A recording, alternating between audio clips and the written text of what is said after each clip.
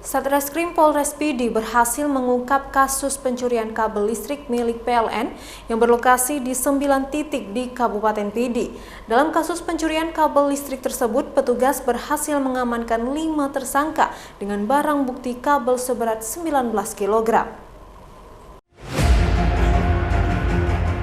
Polisi Satuan Reserse Kriminal Satreskrim Polres Pidi berhasil mengungkap kasus pencurian kabel listrik milik PLN di 9 titik di Kabupaten Pidi.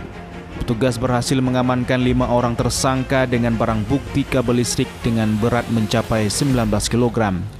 5 pelaku masing-masing berinisial S 30 tahun, warga Gampung Mancang, I 22 tahun, Gampung B, A 42 tahun Gampung Lebu, dan FF 21 tahun Gampung Pukat, di mana keempat tersangka merupakan warga asal Pidi. Aksi pencurian dilakukan di 9 titik lokasi di Kabupaten Pidi.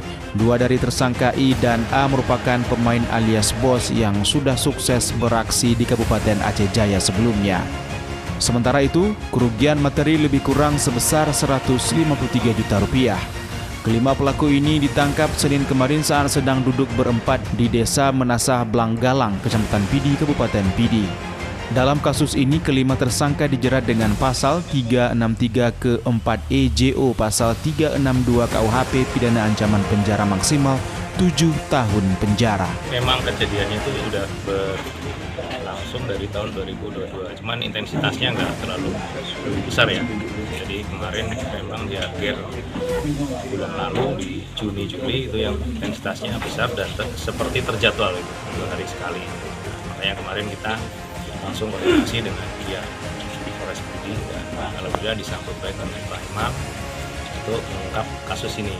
Mereka mencuri ini digunakan untuk membeli narkoba, dan untuk perkara narkoba juga ditangani oleh Satpam. Terus mereka memainkan itu ya, memanfaatkan jam istirahat masyarakat.